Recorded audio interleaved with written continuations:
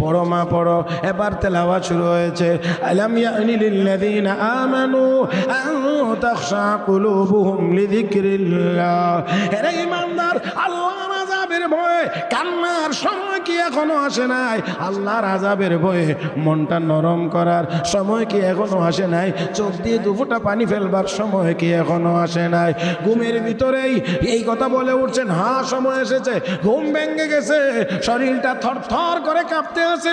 হায় হায়, কে দেখলাম? আমার গুনাহ আমাকে জাহান্নামের দিকে নিয়ে যায়, আমার দুর্বল ঈমান আমাকে বাঁচাইতে পারে না। আমার বন্ধুরা, যদি আল্লাহ আর ওই বান্দার ক্ষেত্রে এমন হয়, গুনার পরিমাণ বেশি হওয়ার কারণে যদি সব শক্তিশালী হয়, ঈমান দুর্বল হওয়ার কারণে যদি বুড়া মানুষের আকৃতিতে হাজির হয়, তাহলে বোঝা গেল আমাদের গুনাহ যত বেশি হবে, আমাদের ঈমান তত বেশি দুর্বল। আমার ভাইরা, আমার বন্ধুরা, আল্লাহর বান্দা ঘুম থেকে উঠলেন, থরথর করে কাঁপছে, আল্লাহর দরবারে আবার কান্না শুরু হয়ে গেছে। আল্লাহ, আমি কোন পথে আছি, কোন পথে চলছি, মাফ করে দাও, ক্ষমা করে দাও। আল্লাহ রাব্বুল আলামিনের দরবারে তওবা মঞ্জুর হয়ে গেছে, কবুল হয়ে গিয়েছে। আল্লাহ রাব্বুল আলামিন ওই মানুষটাকেই জগৎ বিখ্যাত আল্লাহর ওলি বানায়া দিয়েছেন। ومولانا محمدا عبده ورسوله الذي أرسله بالحق بشيرا ونذيرا وداعيا إلى الله بإذنه وسراجا منيرا صلى الله تعالى عليه وعلى آله وأصحابه وبارك وسلم تسليما كثيرا. أما بعد، فأعوذ بالله من الشيطان الرجيم. بسم الله الرحمن الرحيم. إن أول بيت وضع للناس للذي ببكة مباركا وهدى للعالمين. فيه آيات بينات مقام إبراهيم ومن دخله كان آمنا ولله على الناس حج البيت من استطاع إليه سبيلا ومن كفر فإن الله غني عن العالمين. قال رسول الله صلى الله عليه وسلم: أخلص دينك يكفيك العمل القليل. آمنت بالله، صدق الله مولانا العظيم، وبلغنا رسوله النبي الأمي الكريم، ونحن على ذلك لمن الشاهدين والشاكرين، والحمد لله رب العالمين. اللهم صل على محمد وعلى آل محمد كما صليت على إبراهيم وعلى آل إبراهيم إنك حميد مجيد. اللهم بارك على محمد وعلى آل محمد كما باركت على إبراهيم وعلى آل إبراهيم إنك حميد مجيد. محترم মুসল্লিয়ান کرام, রব্বে করিমের দরবারে শুকরিয়া আদায় করছি, যিনি আমাদেরকে দয়া করে মায়া করে পবিত্র জুমার দিনে জুমার নামাজ আদায়ের উদ্দেশ্যে মসজিদে আসার বসার তৌফিক দান করেছেন। মহব্বতের সাথে সবাই বলি আলহামদুলিল্লাহ। হজের মৌসুম, সেজন্যে আপনাদের খেদমতে এই সংক্রান্ত পবিত্র কোরআনুল করিমের সূরা আলে ইমরান থেকে 2খানা আয়াত তেলাওয়াত করা হয়েছে। রাসূল আরবি সাল্লাল্লাহু আলাইহি ওয়াসাল্লামের অসংখ্য অগণিত হাদিস থেকে একখানা হাদিসের অংশ বিশেষ আপনাদের খেদমতে তেলাওয়াত হয়েছে। আয়াতে কারিমা এবং হাদিস শরীফের এই অংশকে সামনে রেখে কয়েকটি কথা আপনাদের খেদমতে আরজ করতে চাই। আল্লাহ যেন বলবার, শুনবার, বুঝবার এবং আমল করবার তৌফিক দান করে। আল্লাহ রাব্বুল আলামিন আমাদের শরীরে সৃষ্টিগতভাবেই বাতাসের উপাদান রেখেছেন। এই বাতাসের বৈশিষ্ট্য হলো বাতাস এক জায়গায় থাকে না, প্রবাহমান, এক জায়গা থেকে অন্য জায়গায়, এক দেশ থেকে অন্য দেশ, এক প্রান্ত থেকে অপর প্রান্ত বয়ে বেড়ায়। মানুষের মধ্যে যেহেতু সেই উপাদান রয়েছে, সেই জন্যে মানুষের মধ্যেও এই জিনিস কাজ করে, আমাকে সবাই দেখুক, আমাকে সবাই জানুক, আমাকে সবাই চিনুক, প্রচার প্রসার। আর বর্তমান মিডিয়ার এই উন্নতির যুগে মানে সবাই এখন ভাইরাল হইতে চায়। হ্যাঁ, এটা সৃষ্টিগতভাবে এই উপাদান মানব দেহের ভিতরে রয়েছে। কোনো কিছু যদি ভালো কিছু দিয়ে ভাইরাল হইতে না পারে, চেষ্টা করে মন্দটা দিয়ে হইলেও আলোচনায় আসতে। অনেক আগে একবার এক গল্প শুনছিলাম, এক লোক নাকি লেখাপড়া করে অনেক বড় আলেম হয়ে আসছে। এলাকার লোকজন তাকে তেমন কোনো মূল্যায়ন করে না, কোনো কথাবার্তাও তার সাথে খুব বেশি একটা বলে না। সেই কারণে বলে না সেটাও সে জানতে পারে না, বুঝতে পারে না। আমি এত লেখাপড়া করলাম, এত কিছু করলাম, আমাকে কেউ কেউ কোনো কিছু জিজ্ঞেসও করে না। এই জন্যে কি চিন্তা ভাবনা করছে, একদিন ঘোষণা দিছে, আমরা যে ডাল রান্না করে খাই, মসুর ডাল, আরো অনেক ডাল আছে, ফতোয়া দিয়ে বসছে ডাল খাওয়া হারাম। এমন একটা ফতোয়া যদি শুনেন আপনারা হইচই পড়ে যাবে না? কয় কি? হ্যাঁ, বাপ দাদা 14 পুরুষ পর্যন্ত এই ডাল রান্না করে খাইতে আছে, আর আজকে কোথায় থেকে উনি এসে বললেন ডাল খাওয়া? আরে শোনো, মোটামুটি ভাবে পুরা এলাকা হইচই পড়ে গেছে। শেষ পর্যন্ত এবার সবাই মিলে ওনাকে গিয়ে ধরছেন। আপনি এই কথা কোথায় পাইলেন? কোন কিতাবে পাইলেন? কোথায় এই ফতোয়া পাইলেন যে এই ডাল রান্না করে খাওয়া নিষেধ? এবার উনি বললেন, দেখেন আসলে এটা নিষেধ না, এটা সম্পূর্ণই ঠিক আছে, এটা হালাল, আসলেই হালাল। তো আপনি এমন একটা কাণ্ড করলেন, সারা এলাকার মধ্যে আপনি এমন একটা অবস্থা সৃষ্টি করলেন। দেখেন আমি এতদিন পর্যন্ত আসলাম লেখাপড়া শেষ করে, কেউ তো আপনারা আমাকে কোনো খোঁজ খবর নিলেন না, কেউ কোনো খোঁজ খবর নেন না। চিন্তা করলাম এই পদ্ধতিতে তো আপনারা আমার কাছে কেউই আসবেন না। এই কারণে এমন একটা কাজ করার দরকার যেটার দ্বারা হইচই পড়ে, এরপরে যেন আপনারা আমাকে চিনতে পারেন, বুঝতে পারেন। সেই জন্য আমি এই কাজ করছি। মাফ করে দিবেন, গল্প তো গল্পই, কিন্তু সেই গল্পের সাথে যদি মিলাইয়া বর্তমান সময়টাকে আমরা দেখি, তাহলে আমার মনে হয় ওই গল্প সত্য মিথ্যা আল্লাহ আলাম, আল্লাহ ভালো জানেন সত্য কতটুকু মিথ্যা কতটুকু। তবে ওই গল্পটার সাথে যদি বর্তমান সময়কে মিলাই, তাহলে আমরা এর বাস্তব নমুনা এখন মিডিয়ার জগতে অনেক দেখতে পাবো। খারাপ না ভালো সেটা বড় কথা না, আলোচনায় আসতে হবে। এবার যে কোনোটা দিয়েই হোক আমাকে মানুষের কাছে ভাইরাল হওয়া লাগবে, মানুষের কাছে আমার প্রচার হওয়া লাগবে, সবাই আমাকে চিনতে হবে।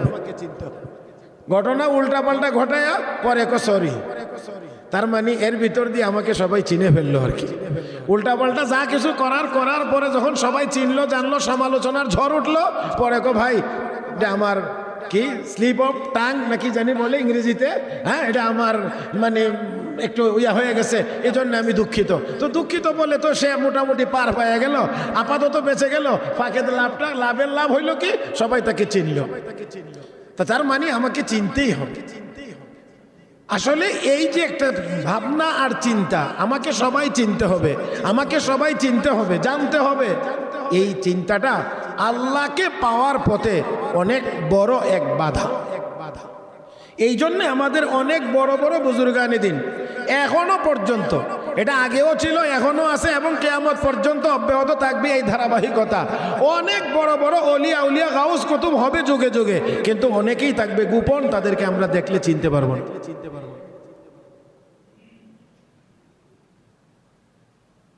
হযরত মাওলানা শেখ আব্দুল করিম শেখে কৌরিয়া রহমতুল্লাহ সিলেটের বিশ্বনাথ থানার একটা জায়গার নাম কৌরিয়া, এখানের এই বহুত বড় এক বুজুর্গ আল্লাহর ওলি ছিলেন। আমার মনে হয় আমি নামটা বলছি, হয়তো উলামায়ে কেরাম কেউ হয়তো বা শেখে কৌরিয়া এরকম নাম এইরকম ভাবে ওনার একটা পরিচয় জানা থাকতে পারে, আর না হয় অনেকে মনে হয় এই নাম কোনোদিন শুনেনও নেই। কিন্তু বাংলাদেশের হাতে গোনা কয়েকজন ওলি যদি বাংলাদেশের ইতিহাসে, আগেরটা বলছি না, বাংলাদেশের 54 বছরের ইতিহাসে যদি এই দেশের শ্রেষ্ঠ ওলি বুজুর্গদের যদি তালিকা করা হয়, তাহলে একেবারে প্রথম পর্বের তালিকার মধ্যে এই বুজুর্গের নাম থাকবে। উনি এই কথাটা বলতেন যে এই প্রচার প্রসারের জীবনের চাইতে লুকায়িত জীবন অনেক বেশি উত্তম, অনেক বেশি মজাদার। আপনি যে কোনো লাইনেই বেশি ভাইরাল হতে যাবেন তো দেখবেন এর সাথে আপনার কিছু না কিছু ঝামেলা জড়িয়ে আছে, যেগুলোকে আপনাকে মোকাবেলা করতে হবে। আর আপনি যদি নীরবে নিবৃতে থাকেন তাহলে শুধু আল্লাহকে ডাকতে পারবেন, আল্লাহর ইবাদত বন্দেগী আপনি অবশ্যই বেশি করতে পারবেন। শুধুমাত্র ইবাদত বন্দেগী বেশি না, যদি দুনিয়ার লাইনেও আপনি মনে করেন আপনি বেশি কাজ করবেন, তাহলে আপনি বেশি প্রচারের চিন্তা করলে আপনি বেশি কাজ করতে পারবেন না। আমাদের দেশের মানুষ আমরা এখন চাই কাজ হবে কম, প্রচার হবে বেশি। এই জন্যে ত্রাণ নিয়ে যায় যদি 300 ফুটলা, ক্যামেরাও তো মোটামুটি সখানেক সাথে নিয়ে যাওয়া লাগে, কারণ আমি যে 300 ফুটলা ক্যামেরা ত্রাণ দিতে আসি, এটা তো কোনো না কোনো ভাবে ক্যামেরার মধ্যে থাকতে হবে। প্যারে হাজিরিন, তো আল্লাহ পাওয়ার পথে এটা বড় এক বাধা। আমাকে সবাই চিনতে হবে, জানতে হবে, এই যে একটা মনোবৃত্তি আল্লাহ রাব্বুল আলামিন এটাকে দমন করে। শুধুমাত্র আমি আল্লাহকে পাইতে চাই, দুনিয়ার কেউ আমাকে চিনলে চিনুক, না চিনলে না চিনুক, জানলে জানুক, না জানলে না জানুক, কিন্তু আমার আল্লাহ আমাকে চিনতে হবে।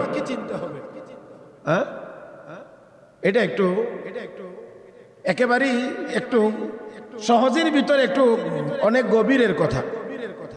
দুনিয়াতে অনেক ব্যক্তি আছে যাদেরকে সবাই চিনে, কিন্তু এটার দ্বারা ফজিলত বেশি হয় না। আমি প্রধানমন্ত্রীকে চিনি, আমি অমুক মন্ত্রীকে চিনি, আমি রাষ্ট্রপতিকে চিনি, এটা আমার ফজিলতের কোনো বিষয় না, কাহারও জন্যেই না। আমরা যারাই আছি কাহারও জন্যে না। হ্যাঁ, যদি রাষ্ট্রপতি বলে অমুক আমার আত্মীয়, প্রধানমন্ত্রী যদি বলেন সে আমার খুব ঘনিষ্ঠ, কোনো মন্ত্রী যদি বলেন অমুক আমার খুব কাছের মানুষ, তাহলে এটা তার জন্য ফজিলতের। আল্লাহ রাব্বুল আলামিন তিনি আল্লাহ, যে যেই নামেই ডাকুক, যেভাবেই বলুক আল্লাহ আল্লাহ। আমি একাধিকবার বলেছি যে আল্লাহ শব্দটার কোনো দ্বিবচন হয় না, আল্লাহ শব্দটার কোনো স্ত্রীলিঙ্গ হয় না, আল্লাহ শব্দটার কোনো অনুবাদ হয় না। ইংরেজিতে গেলেও আল্লাহ, বাংলাতে গেলেও আল্লাহ, আরবিতে গেলেও আল্লাহ, উর্দুতে গেলেও আল্লাহ, যে কোনো ভাষায় যাবেন আল্লাহ আল্লাহই থাকবেন। এই শব্দের কোনো অনুবাদ হবে না, এটা আল্লাহ সব ভাষাতেই আল্লাহ। এই জন্যে আরবি গ্রামারের এক ইমাম উনি বলেছেন আল্লাহ শব্দটা হলো আরাফুল মাআরিফ, সবচেয়ে বেশি পরিচিত শব্দ আল্লাহ। এবার মুসলমান হোক আর অমুসলিম হোক, যে কোনো ধর্মাবলম্বী হোক, আল্লাহকে স্বীকার করুক আর নাই করুক, পৃথিবীর সবচাইতে বেশি পরিচিত নাম, পরিচিত শব্দ সেটা হলো আল্লাহ। প্যারে হাজিরিন, দেখেন তো আল্লাহ আল্লাহ সব জায়গাতেই আল্লাহ। তো আল্লাহ যদি কাউকে চিনেন, আল্লাহ যদি কাউকে মহব্বত করেন, তাহলে এটা হবে ওই ব্যক্তির জন্য ব্যক্তিত্ব। হাদিস শরীফে আছে রাসূল করিম সাল্লাল্লাহু আলাইহি ওয়াসাল্লাম ঘোষণা করেছেন, আল্লাহর কোনো এক বান্দা রাস্তা দিয়ে হাঁটছেন পাহাড়ি অঞ্চল, এমন সময়ে আকাশের মেঘমালাতে আওয়াজ হয়েছে, অমুকের জমিতে পানি দাও। মনে হয় কথা সবাই বুঝেন নাই। কোনো মানুষের ঘোষণা না, কোনো ডিপ টিউবওয়েলের ঘোষণা না, কোন রকমের সেলো মেশিন দিয়ে নদী থেকে পানি সেচের ঘোষণা এখান থেকে না। আকাশের মেঘমালাকে নির্দেশ করে বলা হচ্ছে, অমুকের জমিনে পানি দাও। যেই লোকটা শুনছে আশ্চর্য হয়ে কয়, এই আকাশে কারো নাম উল্লেখ করা, এটা কেমন কথা? মেঘমালা কোন দিকে চলছে দেখি তো। এবার মেঘমালা যেই দিকে যায়, আল্লাহর বান্দাও সেই দিকে যায়। যাইতে যাইতে কিছু দূর যাওয়ার পরে দেখলো অন্য কোনো জমিনে পানি বর্ষণ হচ্ছে না, বৃষ্টি হচ্ছে না, শুধু নির্দিষ্ট একটা জমিনের উপরে বৃষ্টি নাজিল হয়েছে। আর ওই জায়গাতে একজন মানুষ দাঁড়িয়ে আছে, যিনি এই পানি তার ক্ষেতের সব জায়গায় যেন পৌঁছে এই তদারকিতে উনি আছেন। এবার আশ্চর্য হয়ে গিয়ে জিজ্ঞেস করলেন, ভাই আপনার নাম কি? অমুক।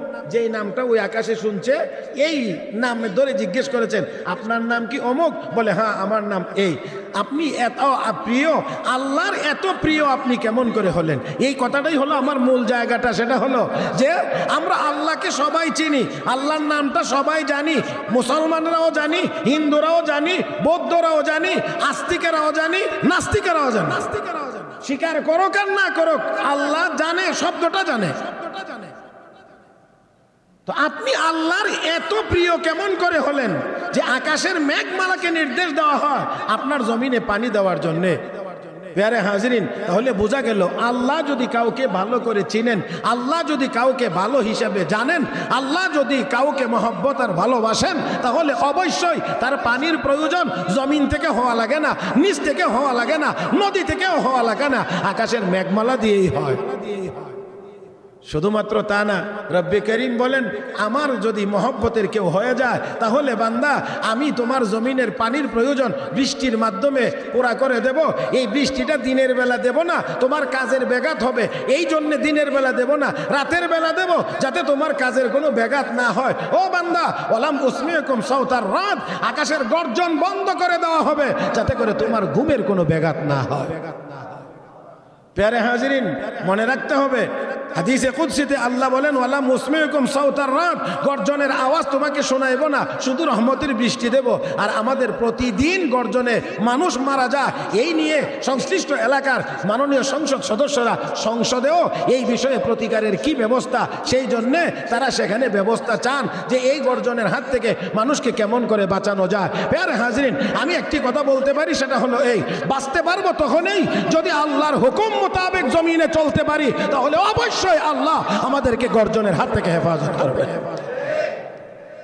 আর না হয় আপনি যেই মেশিন দিয়ে, উনি মাননীয় সংসদ সদস্য মেশিনেরও দাবি করেছেন, যেটার মাধ্যমে গর্জনকে চুষে নেওয়া যায় যাতে করে কোনো মানুষের ক্ষতি না হয়। আপনার এই মেশিনটা বিকল করে দেওয়ার ক্ষমতাও আল্লাহর, নাকি এটা নাই? আপনাদের কি মনে হয় বর্তমান সময়ের সবচেয়ে দামি যেই বিষয়টা, যেই জিনিসটা, সেটার নাম কম্পিউটার? হ্যাঁ, নাকি ভুল বলে ফেলছি? কম্পিউটার দিয়ে কিন্তু মোটামুটি সবকিছু নিয়ন্ত্রণ হয়।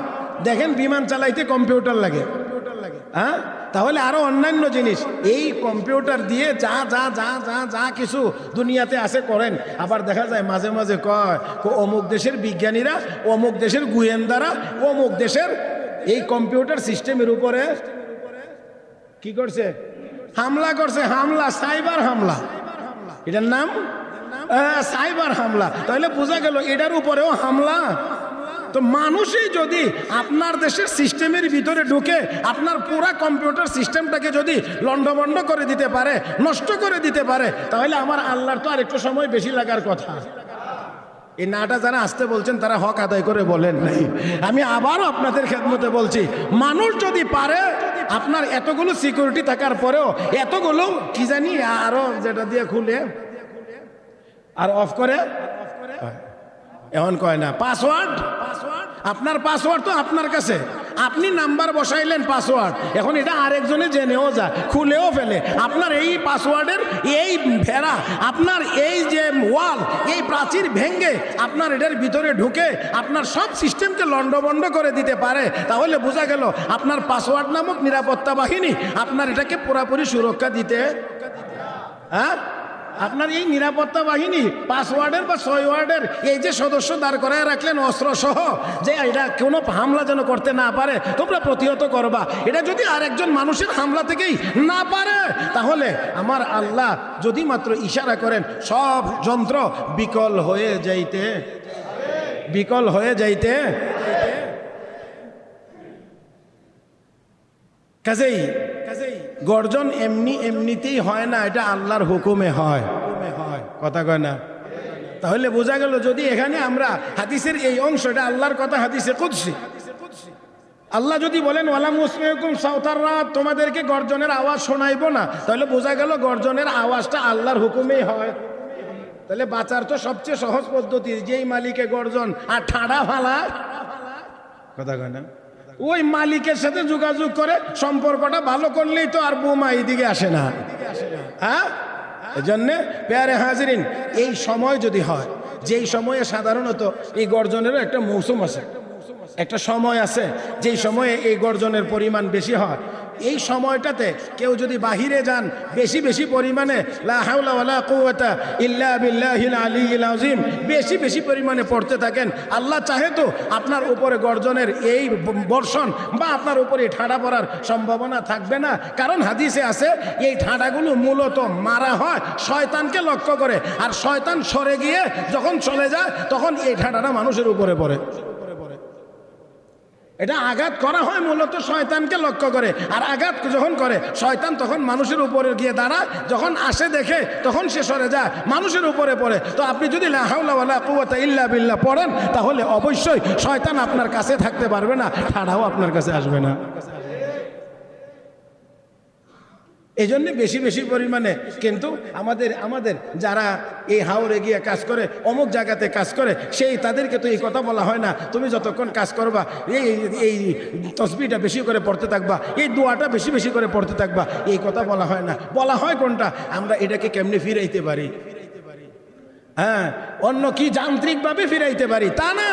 আল্লাহ রাব্বুল আলামিনের যাবতীয় আযাব আর গজব থেকে রেহাই পাওয়ার একমাত্র ব্যবস্থা হলো আল্লাহর দরবারে ক্ষমা চাওয়া, গুনাহের জন্য আল্লাহর কাছে মাফ চাওয়া, ক্ষমা চাওয়া। তাওবা ইস্তেগফার যদি বেশি পরিমাণে হয়, আস্তাগফিরুল্লাহর পরিমাণ যদি বেশি হয়, লা হাওলা ওয়ালা কুওয়াতা ইল্লা বিল্লাহর পরিমাণ যদি বেশি হয়, তাহলে আশা করা যায় এই বিপদ থেকে বেঁচে থাকা যাবে। আল্লাহ আমাদের সবাইকে তৌফিক দান করুন, বলি আমিন। আল্লাহ প্যারে হাজরিন, তখন ওই আল্লাহর বান্দা জিজ্ঞেস করলেন, আপনি আল্লাহর এত প্রিয়, স্মরণ আছে কি আপনাদের? কি আমল আপনি করেন, কি কাজ করেন, আল্লাহর কাছে আপনি এত প্রিয় হয়ে গেলেন? তখন বলতে আছে, এই জমিনে যা ফসল হয় আমার আল্লাহ আমাকে যেই ফসল দেন। কে দেন? আসতে বললেন না, একটু মহব্বতে বলেন, কে দেন? রব্বে করিম বলেন, আফরাআইতুম মা তাহরুসুন আনতুম তাজরাউনাহু আম নাহনুজ যারিউন। আল্লাহ কো বান্দা, ফসল তুই ফলাস না আমি ফলাই? আল্লাহ দেখেন, ফসল আল্লাহ ফলান, আল্লাহ দেন। তো আল্লাহ রাব্বুল আলামিন আমাকে যেই ফসল এই জমিনে দেন, আমি এই ফসলকে 3 ভাগ করি। 1 ভাগ আমি আমার সংসারের পিছনে খরচ করি, আর 1 ভাগ আগামী বছর চাষাবাদের কাজের জন্য আমি রেখে দেই, আর 1 ভাগ আমাকে যেই আল্লাহ দয়া করে ফসল দেন সেই আল্লাহর জন্যে আমি গরিব মিসকিনদের মধ্যে বিতরণ করে দেই। কয় ভাগ করেন? এটা তখনকার শরীয়ত অনুযায়ী, সেই সিস্টেম অনুযায়ী। দেখেন আল্লাহ রাব্বুল আলামিন এই জন্যে এত খুশি হইলেন তার উপরে, এত বেশি সন্তুষ্ট যে তার পানির সেচের জন্য টেনশন করতে হয় না। আল্লাহ আকাশের মেঘমালাকে জায়গা মতো পৌঁছায়া তার জমিনে পানির ব্যবস্থা করে দেয়। প্যারে হাজিরিন, তো আল্লাহ রাব্বুল আলামিনের প্রিয় হওয়া, আল্লাহর কাছে যদি প্রিয় হওয়া যায় দুনিয়ার সবার কাছে তো আল্লাহই প্রিয় বানায়া দেন। আল্লাহর কাছে প্রিয় না হয়ে দুনিয়ার মানুষের কাছে প্রিয় হইতে গেলে কখনো ফুলের মালা, কখনো বা মাশাআল্লাহ, এটা তো ভালোই বুঝেন তাহলে দেখা যায়। হ্যাঁ, কখনো বা ফুলের মালা, কখনো সেটাও হয়। প্যারে হাজিরিন, তো মানুষের ভিতরে যেহেতু এই প্রচার প্রসার, চেনা জানা আর বর্তমান আধুনিক শব্দ ভাইরাল হওয়ার এই মনোবৃত্তি থাকবে, যেহেতু মানব দেহে এই বাতাসের উপাদান রয়েছে, সেই জন্য রব্বে করিম এই অবস্থাটাকে দমন করে এককভাবে আল্লাহমুখী করে তোলার জন্যে দুনিয়ার অন্য কোনো কিছুর পাগল না বানায়া সরাসরি আল্লাহর পাগল বানানোর জন্যে আল্লাহ রাব্বুল আলামিন বান্দার উপরে জীবনে একবার হজ ফরজ করেছেন। কি ফরজ করেছেন? হাজী সাহেবরা যারা হজে যান, এহরাম যখন পড়েন, হজের চূড়ান্ত প্রস্তুতি যেটা, মানে এখন থেকে তার হজ বা উমরার কার্যক্রম শুরু, তখন আর একটা সেলাই করা কাপড়ও পুরুষের জন্য পরার কোনো সুযোগ নেই। সেলাই ছাড়া এক টুকরা কাপড় পরিধান করতে হয়, এক টুকরা কাপড়, গায়ে একটা গেঞ্জিও। আচ্ছা বলেন দেখি, আর এই সময় যদি মোজা টোজা পরে একজোড়া শু পরেন তো কেমন হয়? এটাও নাই, এটাও নাই। একজোড়া স্যান্ডেল পায়ে, একটা লুঙ্গি পরা সেলাই করা কোনো কাপড় নাই, আর সেলাই করা কোনো কাপড় গায়েও নাই। এক টুকরা কাপড় পরিধান করলেন, এক টুকরা কাপড় গায়ে দিলেন। যখন আপনি এহরামের নিয়তে নামাজ পড়ে ফেললেন, তারপরে আর মাথায় একটা টুপিও রাখার কোনো সুযোগ, তার মানে পাগল হয়ে যাওয়া। কার জন্যে? পাগলের যেমন লেবাসের কোনো খোঁজ খবর থাকে না, পোশাকের কোনো খোঁজ খবর থাকে না, যার জন্য পাগল তার জন্য ব্যস্ত। একজন হজকারী, একজন ওমরাকারী, একজন হাজি যতক্ষণ ইহরামের ভিতরে থাকেন ততক্ষণ পর্যন্ত সে আল্লাহর পাগল হয়ে থাকেন। আল্লাহ, আমার পায়ে একজোড়া ভালো জুতা নাই, আমার মাথায় একটা টুপি পর্যন্ত নাই, আমার পরনে একটা গেঞ্জি পর্যন্ত নাই, তোমার জন্য পাগল। যতটুকু না হইলেই আমার শরীরটা ঢেকে রাখা যায় না, সেলাই ছাড়া এতটুকু কাপড় পরিধান করে আমি রাস্তায় ঘুরছি। আল্লাহ, তোমাকে পাওয়ার জন্য লাব্বাইক আল্লাহুম্মা লাব্বাইক, লাব্বাইক লা শারীকা লাক, লাব্বাইক ইন্নাল হামদা ওয়ান নি'মাতা লাকা ওয়াল মুলক লা শারীকা লাক। এই জন্য আল্লাহর জন্য এমন করে করে যখন আল্লাহর বান্দা এই লাব্বাইক বলতে বলতে আরাফার মাটি গিয়ে হাজির হয়, আল্লাহর হাবিব রাহমাতুল্লিল আলামিন বলেন, আল্লাহ এমন ভাবে মাফ করতে থাকেন যে শয়তান সবচেয়ে বেশি অস্থির হয়ে ওঠে ওকুফে আরাফার সময়। সূর্য মাথার উপর থেকে পশ্চিম দিক যাওয়ার সাথে সাথে মাগরিবের আগ পর্যন্ত ওকুফে আরাফা, এই সময়ে আল্লাহ এমন ভাবে মানুষকে মাফ করে থাকেন, শয়তান নিজের গায়ে ধুলাবালি মারে আর কয়, হায় হায় আমার সারা বছরের এমনকি সারা জীবনের শ্রম বৃথা। কারণ একজন মানুষ 50-60 বছর বয়সে হজ করতে গিয়েছে, জীবনে যত গুনাহ করেছে হজের দ্বারা সব আল্লাহ মাফ করে দিয়েছেন। এমন কায়াউমিন ওয়ালাদাতহু উম্মুহু, একজন মা তার সন্তানকে জন্ম দিলে ওই সন্তান যেমন নিষ্পাপ, যেমন গুনাহমুক্ত, আল্লাহ একজন হাজীকে হজের দ্বারা এমনভাবে গুনাহমুক্ত করে দেন। মুহতারাম হাজিরিন, তো এই হজের সময় চলমান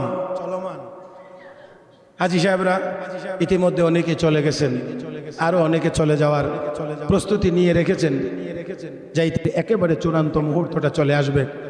যারা অতীতে হজ করেছেন, যারা এবছর হজে চলে গিয়েছেন, যারা যাবেন কিয়ামত পর্যন্ত, যারা হজ উমরার জন্য মক্কা মদিনায় যাবেন, আল্লাহ যেন সকলের হজ উমরাকে কবুল করেন। কাউকে বাদ দেওয়া হয়েছে নি? হ্যাঁ, কাউকে বাদ দেওয়া হয়েছে না? এই দোয়াটাও একটু বড় করে করে আমরা দোয়া করতে গিয়েও কৃপণতার পরিচয় দিই, শুধু নিজের জন্য, শুধু নিজের জন্য, নিজের জন্য না, সবার জন্য দোয়া করবেন। হ্যাঁ, হাদিস শরীফ আছে, দোয়া যখন শুরু করে এমনই আল্লাহ ফেরেশতা নিয়োগ দেন একজন, তার কাঁধ বরাবর এসে পিছনে দাঁড়া আর শুনে সে অন্য কার জন্য কি কি দোয়া করতেছে। এই ফেরেশতার কাজ হলো এই ব্যক্তি যতক্ষণ পর্যন্ত আরেকজনের অন্যজনদের জন্য দোয়া করতে থাকবে, যেই দোয়া করবে এই ফেরেশতা পিছন দিক থেকে তার সাথে আরেকটা শব্দ যোগ করে এই দোয়াটা আল্লাহর কাছে পৌঁছায়, ওয়ালাকা আইদান, ওয়ালাকা আইদান, ওয়ালাকা আইদান। তুমি আরেকজনের জন্য যত ভালো চাইছো আল্লাহ যেন তোমাকেও তত ভালো দান করে। হ্যাঁ, তো আপনি যদি দোয়া করেন আল্লাহ তারে সুস্থ করে দাও, ফেরেশতা আপনার জন্য দোয়া করে আল্লাহ তোমার এই বান্দাকে অসুস্থ করে দাও, আল্লাহর কাছে দোয়া করে আল্লাহ তোমাকে অসুস্থ করে দেখ, তুমি আরেকজনের জন্য দোয়া করবা, ফেরেশতা তোমার পক্ষ থেকে দোয়া করবে। বলেন তো দেখি, দোয়ার ক্ষেত্রে ফেরেশতার দোয়াটা আমাদের দোয়ার চাইতে দুর্বল না সবল? কারণ ফেরেশতা মাঝে মাঝে মিথ্যা কথা বলে, কখনো হ্যাঁ হারাম কোনো কিছু খায়, তাহলে আমরা মিথ্যাও বলি হারামও, দোনোভাবেই আমরা কথার মাধ্যমেও জবানকে অপবিত্র করি, খাওয়ার মাধ্যমেও জবানকে মাঝে মাঝে অপবিত্র করি। তাহলে আমাদের জবানকে অপবিত্র করার অনেক পথ পদ্ধতি রয়েছে যার মাধ্যমে আমরা এই কাজগুলো করে থাকি, কিন্তু ফেরেশতাদের কোনোটাই নাই। এই জন্য ফেরেশতাদের দোয়া আল্লাহর কাছে কবুল হয়। ফেরেশতাদের ব্যাপারে কোরআনে কারীমের ঘোষণা। জি, আর একটু সামনে চলে আসেন। একেবারেই এক পরিচিত মুখ হযরত মাওলানা সোহাইব আহমদ সাহেব দামাত বারাকাতুহুল আলিয়া, ওনার বাড়ি সেই সুনামগঞ্জে, লন্ডনে অবস্থান। দেশ এবং দেশের বাহির থেকে ইসলামের সপক্ষে, দেশের পক্ষে অনেক কর্মকাণ্ড, অনেক কাজ ওনার আছে, ওনার অনেক অবদান আছে। আমরা দোয়া করি আল্লাহ যেন এই আলেমে দ্বীনের হায়াতে বরকত দান করেন। শুনে আমি খুশি হয়েছি, এখানে আমাদের আরেক সিলেটি মুসল্লি আছে, উনি আমাকে আগেই বলছেন যে মাওলানা সোহাইব সাহেব দামাত বারাকাতুহুম আজকে এখানে এসে নামাজ পড়বেন, আপনার সাথে সাক্ষাৎ করবেন। আসলে সে জানলে তো আমি সাক্ষাৎ করতাম, তো উনি তো নামাজের সুবাদে আসছেন, সেই হিসাবে আমাদের সবারই সাক্ষাতের ব্যবস্থা হয়ে গেছে। কে বলেন, ঠিক না? হ্যাঁ, তো আলেমের জিয়ারত আলা মুস্তাকিল ইবাদত, একেবারে স্বয়ংসম্পূর্ণ ইবাদত। আল্লাহ যেন আলেমে দ্বীনের চেহারা দেখার বদৌলতে আমাদের গুনাহগুলোকে মাফ করে দেন। জোরে কোন আমিন। প্যারে হাজিরিন, তো আল্লাহ রাব্বুল আলামিন মাফ করে দেন, আল্লাহ রাব্বুল আলামিন মাফ করে দেন, এমন ভাবে মাফ করেন। তো আল্লাহ রাব্বুল আলামিন বান্দাকে আল্লাহমুখী বানানোর জন্যে, আল্লাহর পাগল বানানোর জন্যে হজ বান্দার উপরে ফরজ করেছেন। যখন হজ আর উমরাতে থাকেন, ইহরাম যতক্ষণ পর্যন্ত থাকে ততক্ষণ পর্যন্ত আল্লাহর বান্দা কার পাগল? বলেন, কার পাগল? বাকি এখন কথা হলো, আয়াত আমি তেলাওয়াত করেছি, এই আয়াতের সবটুকু কথা আমি বলতে পারবো না, এটা আগে পিছে আলোচনা হয়েছে। আজকের জন্য সামান্য অংশ আমার আলোচনার কথা। আল্লাহ রাব্বুল আলামিন বলেন, ইন্না আউওয়ালা বাইতিন ওয়াদিআ লিন-নাস লাল্লাযী বিবাক্কাতা মুবারাকান ওয়া হুদাল লিল-আলামিন ফীহি আয়াতুন বাইয়িনাতুন মাকামু ইব্রাহিম ওয়া মান দাখালাহু কানা আমিনা ওয়ালিল্লাহি আলান-নাসি হিজ্জুল বাইত মান ইসতাতাআ ইলাইহি সাবিলা ওয়া মান কাফারা ফাইন্নাল্লাহা গানিয়্যুন আনিল আলামিন। আয়াতের একটি অংশ আপনারা শুনেছেন, ওয়ালিল্লাহি আলান নাসি হিজ্জুল বাইত, একমাত্র আল্লাহর জন্যেই বাইতুল্লাহর হজ। আমি আশা করি কথাটা আপনারা জবানে উচ্চারণ করবেন, একমাত্র আল্লাহর জন্যেই বাইতুল্লাহর হজ। একমাত্র কার জন্যে? বাইতুল্লাহর হজ। এই কথাটা আগে না পরে? এই কথাটা পরে। একমাত্র আল্লাহর জন্যেই বাইতুল্লাহর হজ, একমাত্র আল্লাহর জন্যই কথাটা আগে, বাইতুল্লাহর হজ কথাটা পরে। তার মানে বাইতুল্লাহ যাওয়ার আগে নিয়ত ঠিক করো। কি ঠিক করো? হ্যাঁ, নিয়ত এটাই, মানে প্রাক নিবন্ধনের 30,000 টাকা দেওয়ার পরেই নামের আগে দিয়ে হাজি সাহেব লেখো, এটা হলো সহি নিয়ত। মাফ করে দিবেন হাজি সাহেবরা, রাগ করেন না আমার উপরে। হ্যাঁ, আল্লাহ রাব্বুল আলামিন আয়াতের অংশে বলেছেন, ওয়ালিল্লাহি আলান নাসি হিজ্জুল বাইত, আল্লাহর জন্যই বাইতুল্লাহর হজ। এখানে যদি কথাটা এমনি বলা হয়তো বাইতুল্লাহর হজ আল্লাহর জন্যে, তাহলেও কথাটা হইতো, ভুল হইতো না।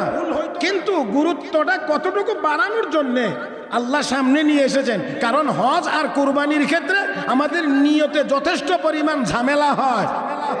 মাফ করে দিবেন, কোরবানি আসতেছে, ফ্রিজ কেনার ধুম পড়বে, সারা বছর নামাজ না পড়লেও বেতেরের নামাজ বছরে 365 বার ওয়াজিব ছেড়ে দিলেও কোরবানির ওয়াজিব আদায়ের জন্য যথেষ্ট তৎপর, কারণ সুবিধা আছে, সুবিধা আছে। মুহতারাম হাজিরিন, আবার ভুল বুঝবেন না দয়া করে যে তাহলে কি যারা বেতেরের নামাজ পড়বে না বা নামাজ পড়বে না তারা কি কোরবানি দিতে পারবে না, আমি সেই কথা বলছি না, অবশ্যই না, অবশ্যই কোরবানি দেবেন, এটা আলাদা ওয়াজিব। আপনি কোরবানি দিলে কোরবানির ওয়াজিব অবশ্যই আদায় হবে, আপনি দিতে বাধ্য, আমি সেটা না বলছি না, কিন্তু আমি যে কথাটা বুঝাইতে চাই সেটা হলো 365টা ওয়াজিব লঙ্ঘন করলেন, যত গুনাহ হইল এটা আপনার বাম পাল্লায়। একটা কোরবানির ওয়াজিব আদায় করলেন, এটার দ্বারা সওয়াব হইল, এটা হলো আপনার ডাইনের পাল্লায়। আপনি বলেন 365টা ওয়াজিব লঙ্ঘনের গুনার পাল্লা আর একটা ওয়াজিব আদায়ের সওয়াবের পাল্লা, এখন ভারী হবে কোনটা? হ্যাঁ, আপনি সিদ্ধান্ত দেন। এর জন্য কোনো আলেম ওলামা কোনো মুফতি সাহেবের কাছে যাওয়ার প্রয়োজন হবে না। পাল্লা ভারী হবে কোনটা? অবশ্যই গুনার পাল্লা ভারী হবে। তার মানে সোজা কথা হলো আপনার এক কোরবানির সওয়াবে 365টি ওয়াজিব বেতেরের নামাজ লঙ্ঘনের গুনাহকে কাটায়া আপনাকে জান্নাতে নিয়ে যাইতে পারবে। হযরত মালিক ইবনে দিনার রাহমাতুল্লাহি আলাইহি নামে এক জগৎ বিখ্যাত বুজুর্গ, গড়ির কাটা তো আর পারমিশন দেয় না, তারপরেও একেবারেই 2-3 মিনিটের মধ্যে শেষ করে দেওয়ার চেষ্টা করব ইনশাআল্লাহ। প্যারে হাজিরিন, স্বপ্ন দেখলেন হাসরের মাঠ কায়েম হয়ে গেছে,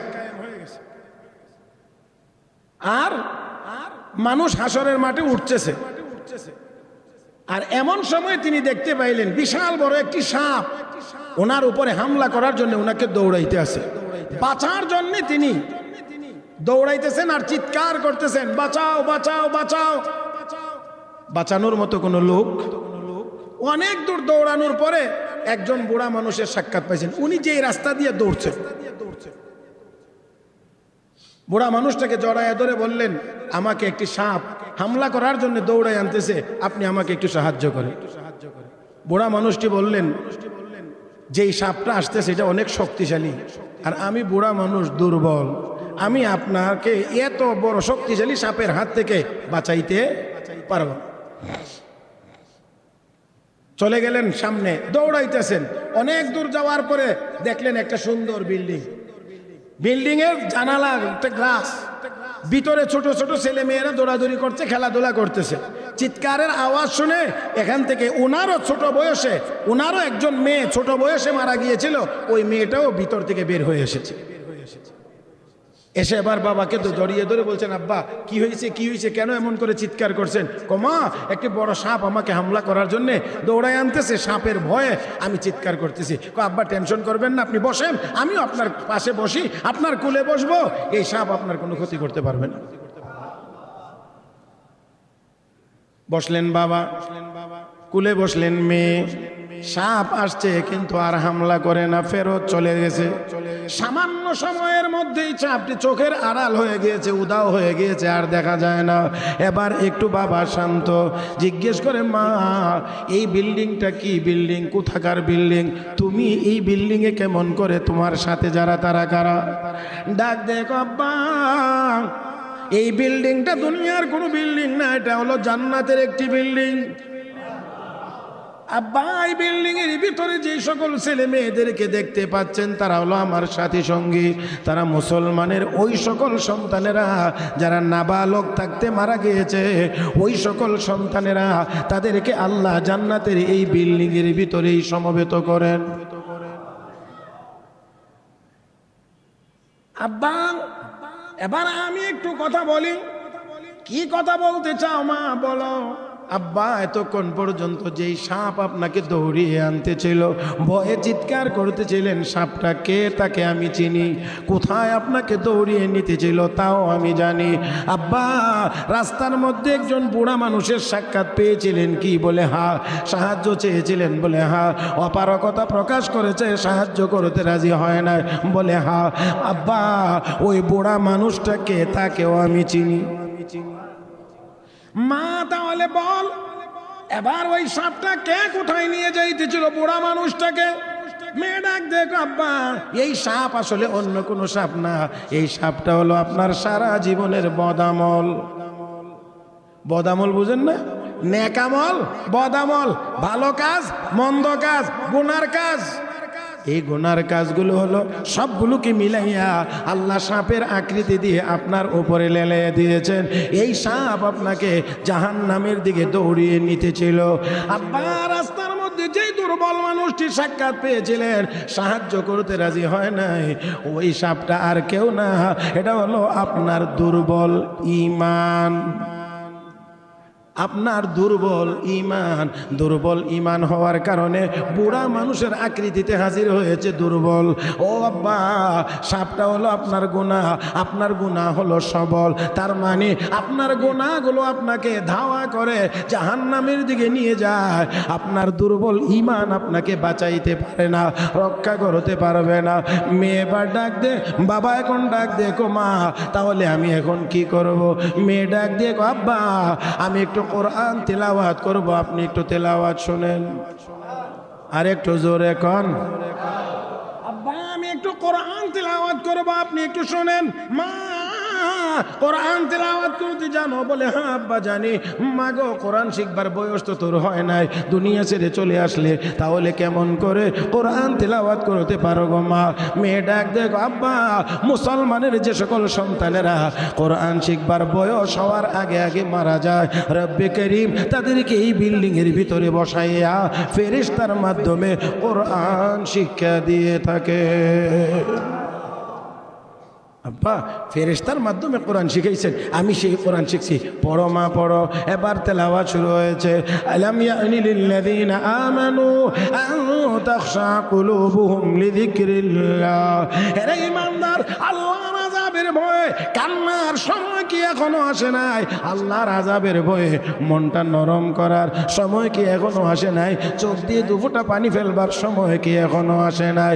ঘুমের ভিতরেই এই কথা বলে উঠছেন, হ্যাঁ সময় এসেছে, ঘুম ভেঙে গেছে, শরীরটা থরথর করে কাঁপতে আছে। হায় হায় কি দেখলাম, আমার গুনাহ আমাকে জাহান্নামের দিকে নিয়ে যায়, আমার দুর্বল ঈমান আমাকে বাঁচাইতে পারে না। আমার বন্ধুরা, যদি আল্লাহ আর ওই বান্দার ক্ষেত্রে এমন হয় গুনার পরিমাণ বেশি হওয়ার কারণে যদি সব শক্তিশালী হয়, ঈমান দুর্বল হওয়ার কারণে যদি বুড়া মানুষের আকৃতিতে হাজির হয়, তাহলে বোঝা গেল আমাদের গুনাহ যত বেশি হবে, আমাদের গুনাহ যত বেশি হবে, আমাদের ঈমান তত বেশি দুর্বল, তত বেশি দুর্বল হবে। ও মুসলমান, তাহলে অবশ্যই কোরবানি দেওয়া ওয়াজিব, আদায় করলে সওয়াব হবে, ওয়াজিব আদায় হবে। যদি 365 দিন বেতেরের নামাজ ছেড়ে দেই, ওয়াজিব লঙ্ঘন হবে। আমার ভাইয়েরা, 365 দিনের বেতেরের নামাজ ছেড়ে দেওয়ার গুনাহ অবশ্যই শক্তিশালী হবে। একটা কোরবানির ওয়াজিবের সওয়াব দ্বারা আপনার জান্নাতে যাওয়ার ব্যবস্থা কোনোভাবেই হইতে পারে। আমার ভাইরা, আমার বন্ধুরা, আল্লাহর বান্দা ঘুম থেকে উঠলেন, থরথর করে কাঁপছে, আল্লাহর দরবারে আবার কান্না শুরু হয়ে গেছে। আল্লাহ আমি কোন পথে আছি, কোন পথে চলছি, মাফ করে দাও, ক্ষমা করে দাও। আল্লাহ রাব্বুল আলামিনের দরবারে তওবা মঞ্জুর হয়ে গেছে, কবুল হয়ে গিয়েছে। আল্লাহ রাব্বুল আলামিন ওই মানুষটাকেই জগৎ বিখ্যাত আল্লাহর ওলি বানায়া দিয়েছেন। আল্লাহ রাব্বুল আলামিন জগৎ বিখ্যাত ওলি বানায়া দিয়েছেন। প্যারে হাজিরিন, তাই আসুন, বলছিলাম ইবাদত হবে একমাত্র হজ কোরবানি, এটা আল্লাহর জন্য, কথাটা এমন না, একমাত্র আল্লাহর জন্যই হবে হজ আর কোরবানি। কার জন্যে? কার জন্যে? আল্লাহর জন্য হজ। ওয়ালিল্লাহি আলান নাসি হিজ্জুল বাইত, আল্লাহর জন্যই কেবলমাত্র বাইতুল্লাহর হজ। প্যারে হাজরিন, এই জন্যে এই জায়গাটাতে বাকি আরও কথা ইনশাআল্লাহ সামনে আলোচনা হতে পারে, অন্যান্য আলোচনার সাথেও আসবে। প্যারে হাজরিন, এই জন্যে শুধু এই কথাটাই আমার শুরু করা উদ্দেশ্য। ইবাদত আমরা করব, তার আগে নিয়তটাকে ঠিক করব, আগে হজ করব, উমরা করব, কোরবানি করব, সকল ইবাদত করব, তার আগে নিয়তটা ঠিক করব। রব্বে কারিম এই জায়গাতে এই মেসেজ, এই বার্তাটাই আমাদেরকে দিচ্ছেন, বান্দা আগে নিয়ত ঠিক কর। হাদিসের অংশ তেলাওয়াত করেছিলাম, তরজমা এমন, হযরত মুআজ ইবনে জাবাল রাদিয়াল্লাহু তাআলা আনহুকে লক্ষ্য করে নবী বলছিলেন, আখলিস দীনাকা, হে মুআজ নিয়তটা ঠিক করো, ইয়াকফিকাল আমালুল কালিল, তাহলে তোমার অল্প আমলেই নাজাতের জন্য যথেষ্ট হয়ে যাবে। অল্প আমলেই নাজাতের জন্য যথেষ্ট হয়ে যাবে। প্যারে হাজরিন, তাহলে আসুন আমরা নিয়ত ঠিক করে ইবাদত করব ইনশাআল্লাহ। বলি, আবারও বলছি, নিয়ত ঠিক করে ইবাদত করব। আল্লাহ আমাদের সবাইকে তৌফিক দান করুন। سبحانك اللهم وبحمدك أشهد أن لا إله إلا أنت أستغفرك وأتوب إليك وآخر دعوانا أن الحمد لله رب العالمين.